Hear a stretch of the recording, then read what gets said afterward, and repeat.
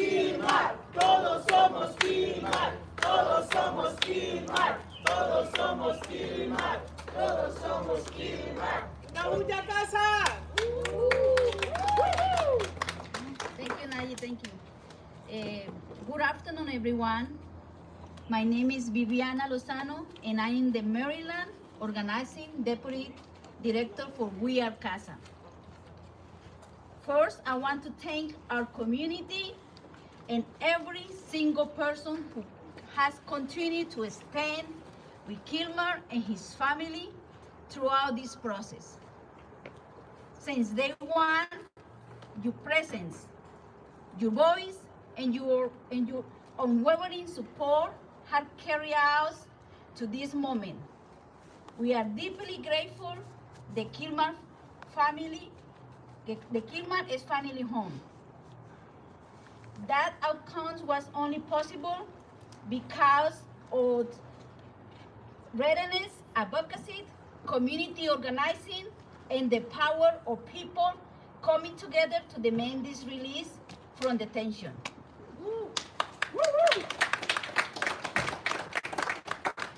At the same time, we recognize that this fight is far from over. We will continue speaking out against the cruel injustice carried out by ICE and this administration. And we remain committed to fighting for dignity, justice, and due process for all immigrant families. That's right. Before we hear from Kilmar's legal team, I would like to invite Padre Vidal to come forward and lead us in a few words of prayer for Kilmar, his family, and our community.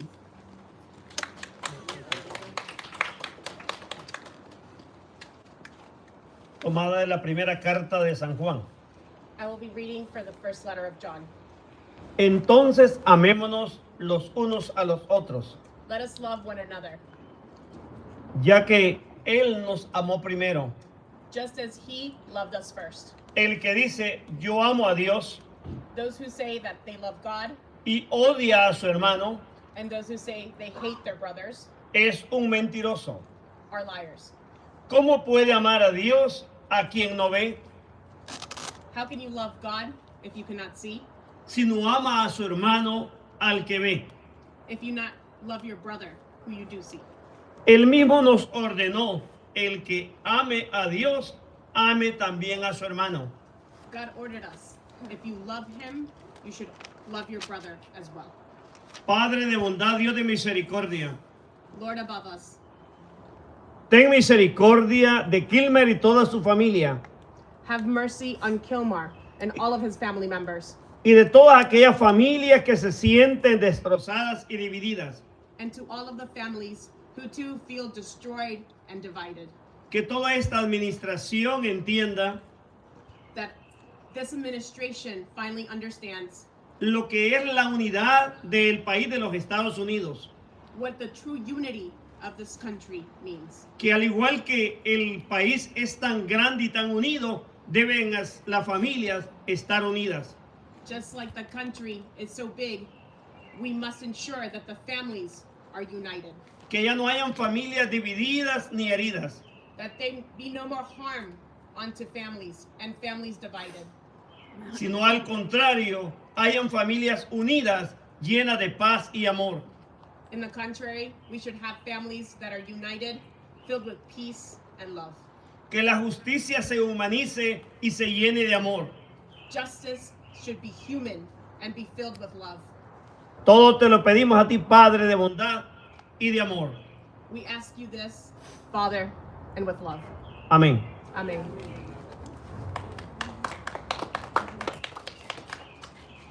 Thank you, Padre Vidal. Thank you for your thoughtful words and continued support. At this time, I would like to welcome Simon Sandoval Moshamburger. I'm sorry, pronounced you wrong. From Ray Osorio, one of Kilmer's attorneys, who will provide remarks and help us address questions from the press.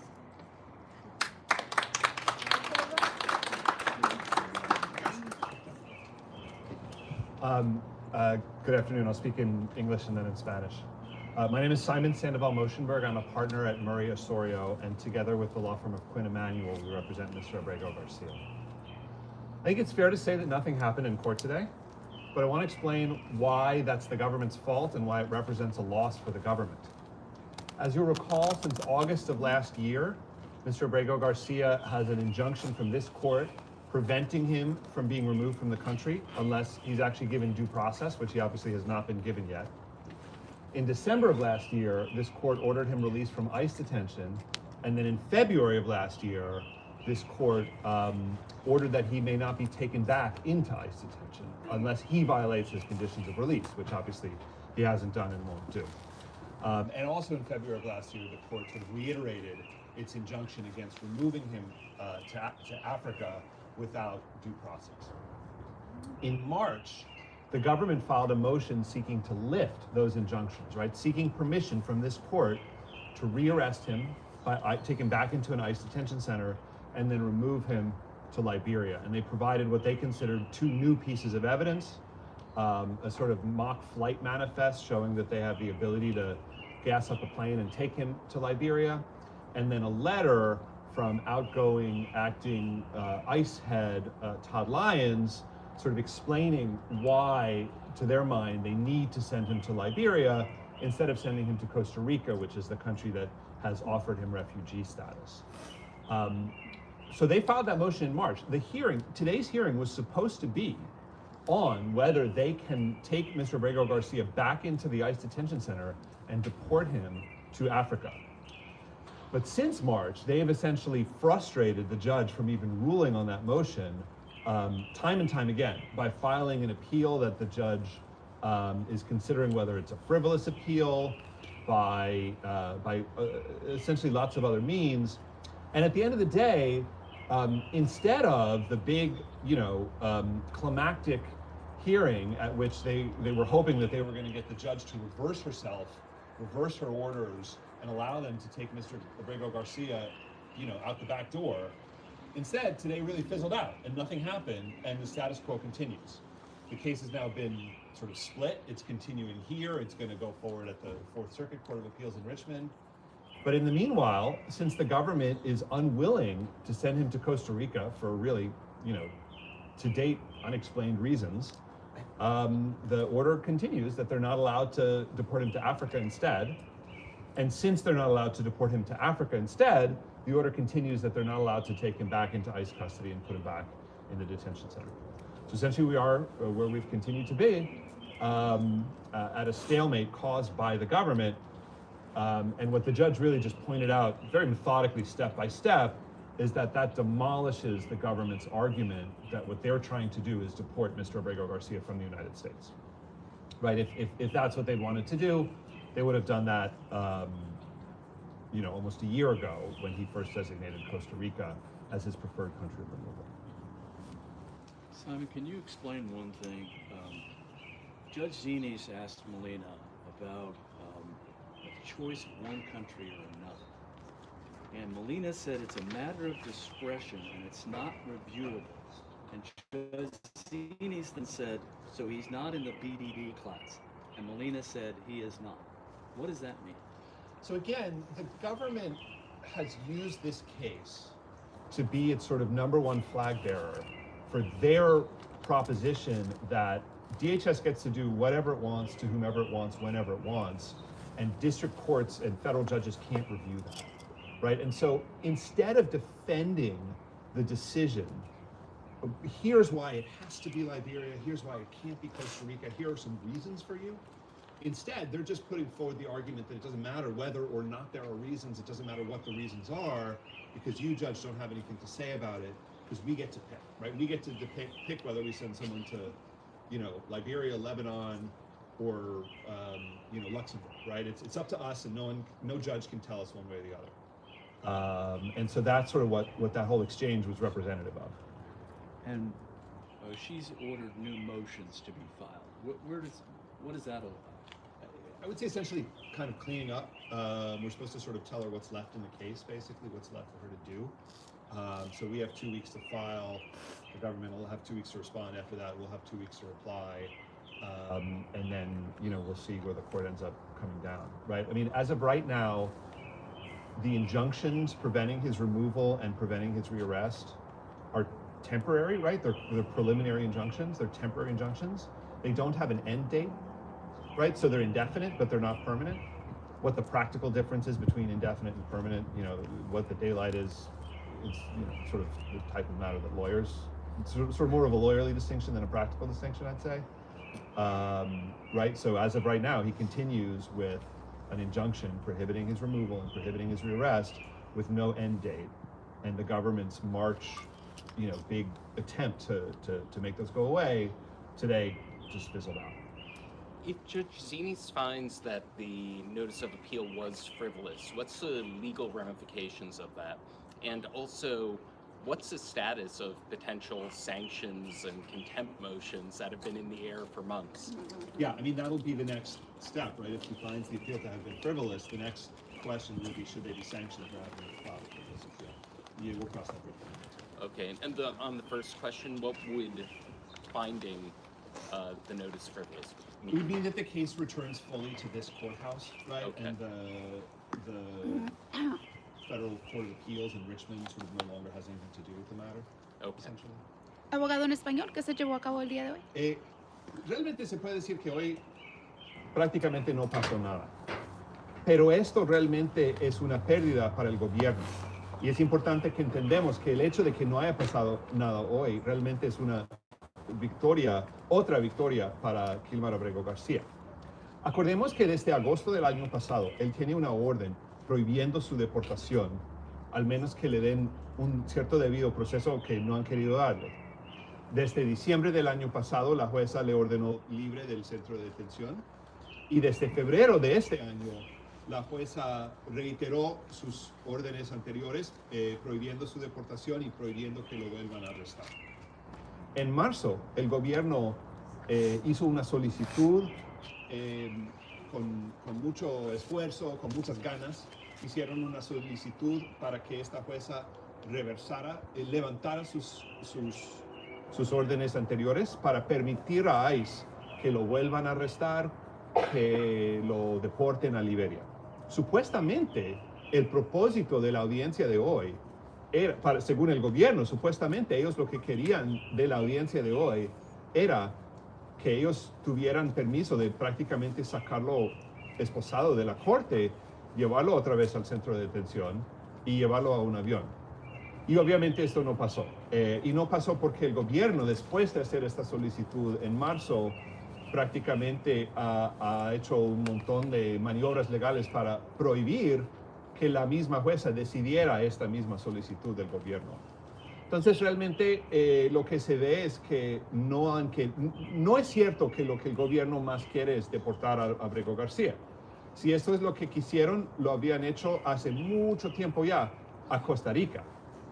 Él ha mantenido firme en su decisión de aceptar la oferta del estatus de refugiado que el gobierno de Costa Rica le ha ofrecido.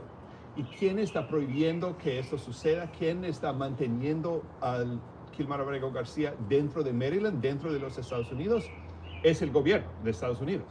Ellos no están aceptando, no están permitiendo que él vaya a Costa Rica a aceptar el estatus de refugiado que ellos le hayan ofrecido. Entonces, seguimos donde estamos. Tiene una orden, claro, esa orden es temporaria, pero no tiene fecha límite, no vence ninguna fecha. Y mientras tanto, sigue aquí, en la lucha. I'm sorry, I'm sorry to ask some, I had kind of similar questions to you about what happened here today. Am I right in saying that Mr. Garcia cannot be taken into ICE custody and cannot be deported until or unless this judge lifts the injunction? Is that correct? Yes. Okay. Correct. She said, "Oh, I'll have some decisions for you shortly." What are those, and what are the motions or the things you still have to clean up? Yeah, I mean, so we Yeah. filed, for example, a discovery motion, right, asking for, the government filed essentially a memorandum from Todd Lyons, acting director of ICE. We want to put him to the question, right? We want to make him raise his right hand, sort of tell the truth, and either in the form of a deposition or in the form of eyewitness testimony. right? They ought not be able to hide behind legalisms. They ought to have to finally, once and for all, answer the question of what is the reason why you don't want to allow him to go to Costa Rica. But at the end of the day, that discovery motion is really in the service of deciding sort of the case overall, right? And so if the judge decides that,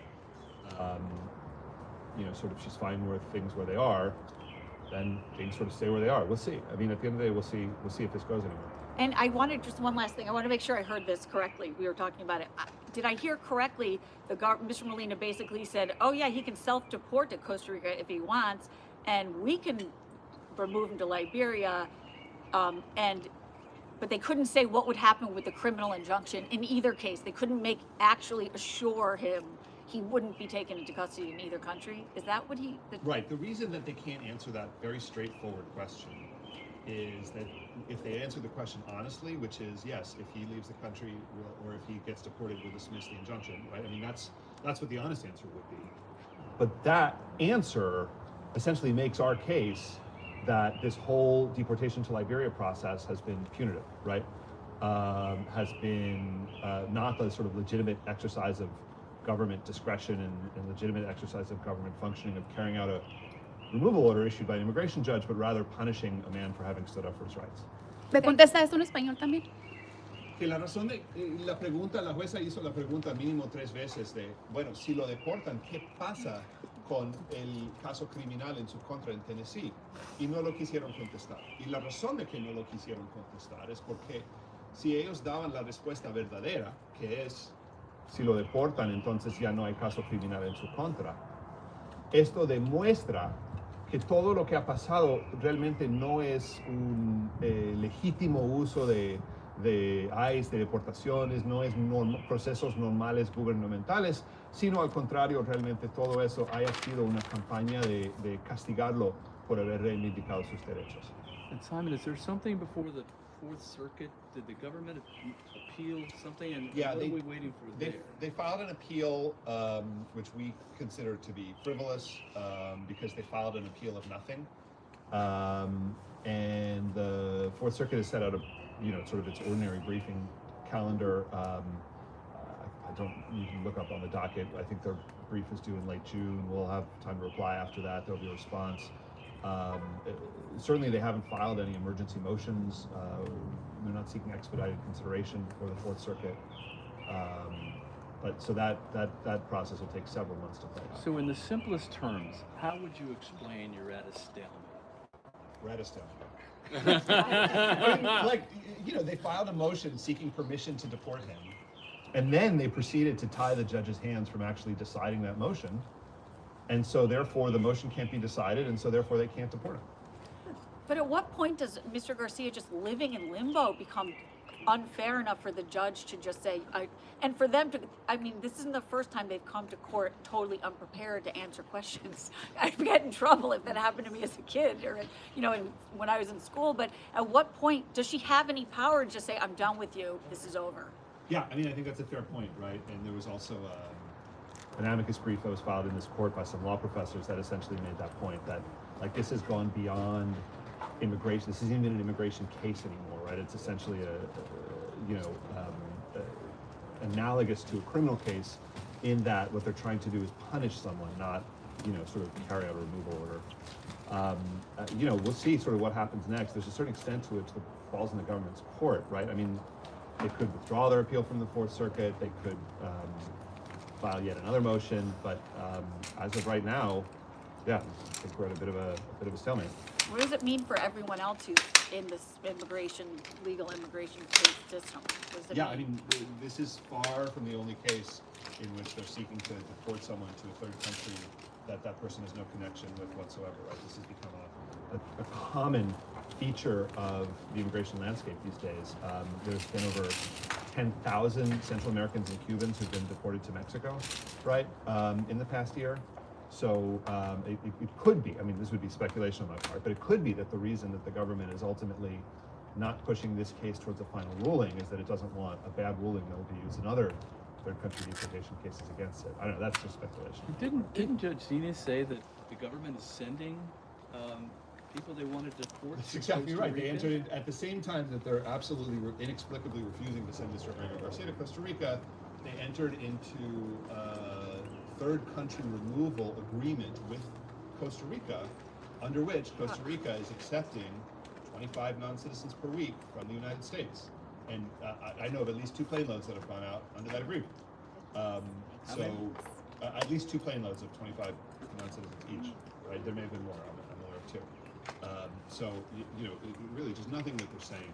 I don't know how they can say this. And how much is the United States paying Costa Rica for that program? Is there an agreement like how much, you know, the payments to El Salvador were ultimately revealed, but how much are we paying to all these other countries, right? Like, is Liberia willing, you know, saying that Liberia, the government claims that Liberia has said they're willing to accept Mr. Abrego Garcia. I have my doubts, but if that is in fact the case, I can't imagine they're doing that out of the goodness of their heart. Right. A quick legal question. If Judge Zines finds that that the government's actions were punitive and vindictive with Abrego, how does that affect the pending vindictive prosecution motion in Tennessee and vice versa? How would a finding of vindictiveness there affect proceedings here? Yeah, that's a great question. I don't actually have an answer to that, but certainly the two are related. I mean, as the judge made clear today, the government tried to sort of divorce the 2 proceedings from each other and say they have nothing to do with each other, right? And the judge made very clear today that that's not the case. Exactly how would those 2 findings relate with each other is a great question. ¿Cuáles son los siguientes procesos que van a ocurrir y también qué representa este caso para otros casos similares? Bueno, el abogado defensor criminal ha sometido una moción ante la Corte Criminal en Tennessee de votar los cargos en su contra y estamos esperando respuesta a esta solicitud del juez en Tennessee. Eso probablemente va a ser la próxima cosa que sucede en este caso. Obviamente no sabemos cuándo eso va a suceder, no tenemos fecha, pero probablemente el siguiente suceso será un fallo de la Corte Criminal en Tennessee. ¿Y qué representa este caso para otros casos similares? Realmente el tema de deportaciones a terceros países no es exclusivo a Kilmer Abrego García. Han habido más de 10,000 centroamericanos y cubanos que han mandado a México ya. Y siguen tratando de deportar gente a otros países en África, a Ghana, a Eswatini. Entonces, eso realmente es un tema muy fuerte hoy en día. Y el hecho de que Abrego García está luchando en contra de esto es algo que ayuda a esas otras personas en sus procesos de corte, pero la mayoría de esas deportaciones son porque la gente no coge abogado a tiempo, realmente. Entonces es muy importante si uno es designado para una deportación a un tercer país, inmediatamente contratar a un abogado. All right, thanks very much.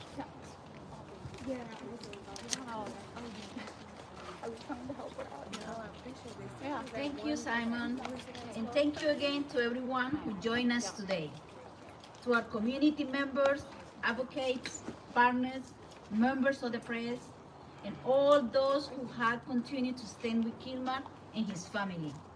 We appreciate your time, your attention, and your continued support. This concludes today's press giggle.